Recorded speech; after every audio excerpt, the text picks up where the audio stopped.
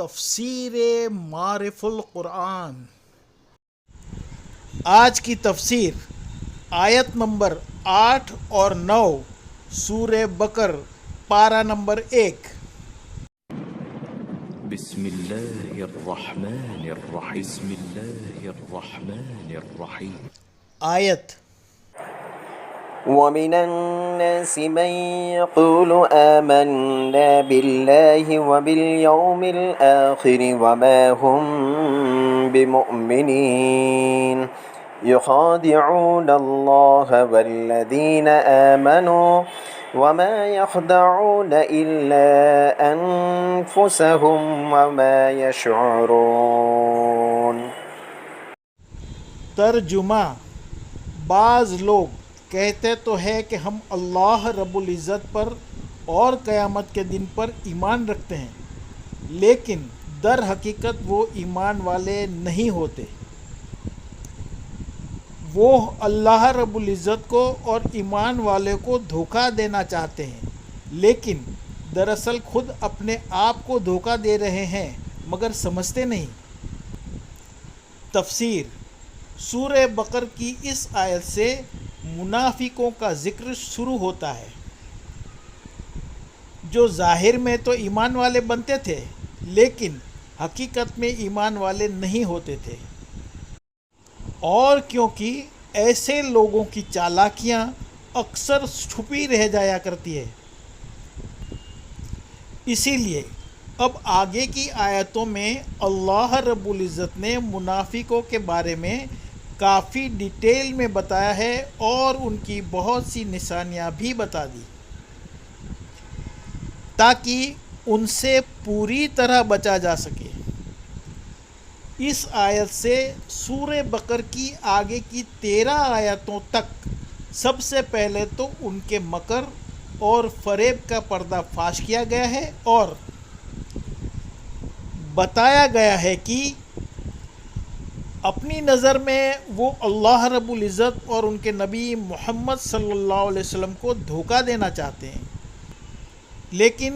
وہ تو کسی کے دھوکے میں آنے سے بہت اوپر ہیں۔ یہ منافق لوگ تو در حقیقت اپنے آپ ہی کو دھوکہ دے رہے ہیں، لیکن یہاں پر سب سے پہلے تو یہ جان لینا ضروری ہے کہ اسلام میں منافقت کی شروعات آخر ہوئی کیسے اور کیوں؟ تو اس کی حقیقت یہ ہے کہ نفاق یعنی منافقت مکہ میں تو تھا ہی نہیں، بلکہ اس کا الٹا تھا کہ کچھ لوگ ایسے تھے جو زبردستی کافروں کا ساتھ تو دیتے تھے لیکن دل میں ایمان رکھتے تھے، لیکن جب ہمارے نبی پاک صلی اللہ علیہ وسلم ہجرت کر کے مدینہ آئے تب یہاں کے لوگوں نے بھی دل و جان سے ایمان قبول کر کے آپ صلی اللہ علیہ وسلم کا ساتھ دیا، لیکن مدینہ کے یہودی اب بھی ایمان کی دولت سے محروم تھے۔ ان میں سے صرف ان کے یعنی کہ یہودیوں کے سب سے بڑے عالم حضرت عبداللہ بن سلام رضی اللہ تعالیٰ نے ہی ایمان قبول کر لیا تھا۔ انہوں نے آخری نبی کی ساری نشانیاں ہمارے نبی پاک صلی اللہ علیہ وسلم میں انہیں دیکھتے ہی پہچان لی تھی اور ایمان قبول کر لیا تھا، جس پر ان کی قوم نے بڑا بوال مچا دیا تھا، لیکن تب تک بھی منافقت کا گندا کھیل شروع نہیں ہوا تھا۔ لیکن پھر جب جنگ بدر ہوئی اور اللہ رب العزت نے 1000 کافروں کے بے حساب ہتھیار بند لشکر کے سامنے اپنے 313 ایمان والے بندوں کو کامیاب کر دکھایا اور شوکت اور شان اسلام ظاہر ہوئی اور کفر کا دھڑ ٹوٹ گیا، تب یہ ناپاک گروہ بنا، اور اس گروہ کے بنانے والے شخص کا نام تھا عبداللہ بن ابی بن سلول، اور دراصل اس کے ایسی ناپاک سازش رچنے کے پیچھے بھی ایک بہت بڑی وجہ تھی، اور وہ یہ تھی کہ اس عبداللہ بن ابی بن سلول کو مدینہ کے دونوں ہی قبیلے اوس اور خزرج کے لوگ ہمارے نبی پاک صلی اللہ علیہ وسلم کے ہجرت کر کے مدینہ آنے سے پہلے اپنا سردار اور اپنا بادشاہ بنانا چاہتے تھے، یہاں تک کہ اس کی ساری تیاریاں بھی ہو گئی تھی،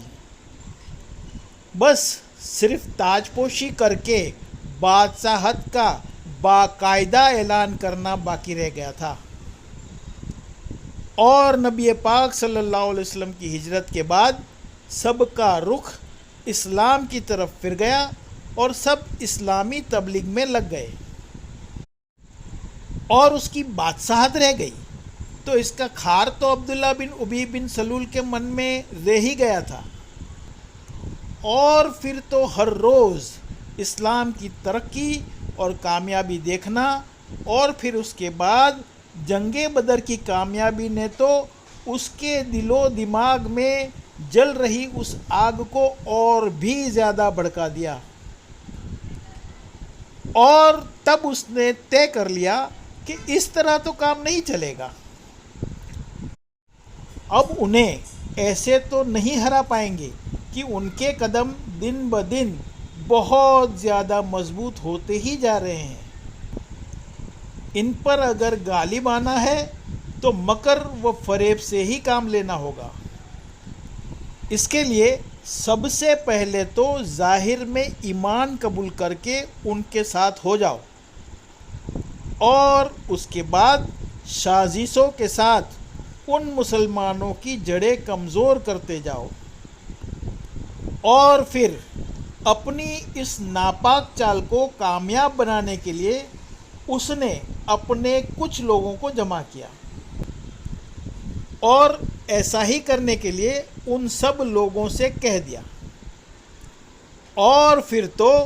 اس کے بعد اس میں یہودی بھی جڑتے گئے، اور ان کا یہ چھپا گروہ بڑھتا گیا، اور وہ لوگ چپکے مسلمانوں کے خلاف گندی سازشیں رچنے لگے، اور اس میں بھی ایسا تھا کہ ان منافقوں میں بھی دو طرح کے لوگ تھے۔ پہلے ایسے تھے جو اپنے کفر میں بالکل پختہ تھے، ایمان سے بالکل دور تھے، اور صرف مکر اور فریب کرنے اور دھوکہ دینے کے لیے اپنے آپ کو مسلمان بتاتے تھے، اور دوسرے کچھ ایسے منافق لوگ تھے کہ جب اسلام کی سچائی کی دلیل ان کے سامنے آتی تو ان کا دل اور دماغ اسلام کی طرف جھکنے لگتا، لیکن جیسے ہی وہ اس بات کے بارے میں سوچتے کہ اگر وہ لوگ مسلمان ہو گئے تو انہیں اپنی بہت سی غلط خواہشیں اور گندی عادتیں اور بری حرکتیں چھوڑنی پڑے گی، تو یہ سوچ کر وہ ایمان قبول کرنے سے رک جاتے۔ تو اس آیت میں اللہ رب العزت نے منافقوں کے ایمان کا دعویٰ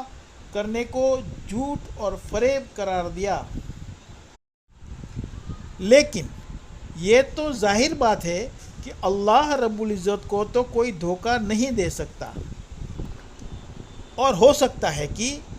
یہ لوگ بھی ایسا نہیں سمجھتے ہوں گے کہ ہم اللہ رب العزت کو دھوکہ دے سکتے ہیں، لیکن اللہ رب العزت کے رسول محمد صلی اللہ علیہ وسلم اور صحابہ رضی اللہ تعالی عنہ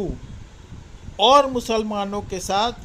ان کی چال بازی کو ایک حیثیت سے اللہ رب العزت کے ساتھ چال بازی قرار دے کر یہ بتا دیا کہ یہ لوگ اللہ رب العزت کے ساتھ ہی چال بازی کرتے ہیں۔ اسی لیے اس آیت میں اللہ رب العزت نے یہ بھی صاف ظاہر کر دیا کہ یہ بے وقوف لوگ تو دراصل اپنے خود کے علاوہ کسی اور کے ساتھ چال بازی نہیں کر رہے ہیں، کیونکہ اللہ رب العزت کے رسول صلی اللہ علیہ وسلم اور ان کے ساتھی صحابہ کو تو وحی الہی کے ذریعے ہر حقیقت سے واقف کرا ہی دیا جاتا ہے، اور وہ لوگ تو ہر دھوکے اور فریب سے بچ ہی جاتے ہیں، ان کو تو کوئی نقصان پہنچتا ہی نہیں، اور الٹا ان منافقوں کے دھوکے اور فریب کی سزا دنیا اور آخرت دونوں ہی جہاں میں ان کو خود ہی بھگتنی پڑے گی، کہ ان کی یہ چال بازیاں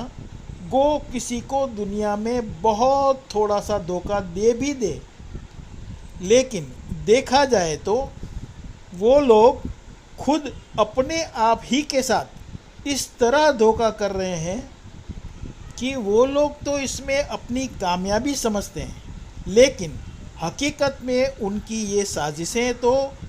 سبب بنیں گی انہی کے عذاب اور غضب خداوندی کا، جس کے سہنے کی طاقت ان میں ہے نہیں۔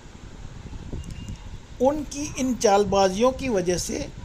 ان کا رب ان سے ناراض ہے، لیکن افسوس انہیں اس کا شعور نہیں اور وہ اپنے اندھاپے میں ہی مست ہیں۔ عربک لینگویج میں الناسو کا مطلب ہوتا ہے لوگ، من یعنی جو شخص، بعض شخص، یقولو یعنی کہتا ہے، قال یعنی کہا، قولن یعنی کہنا، آمنا یعنی ایمان لائے ہم، ماہم یعنی نہیں وہ، یخادعون یعنی دھوکہ دیتے ہیں، الا یعنی مگر، انفسہم یعنی نفس ان کے، جانیں ان کی، ما یشعرون یعنی نہیں شعور رکھتے ہیں، نہیں سمجھتے۔ سند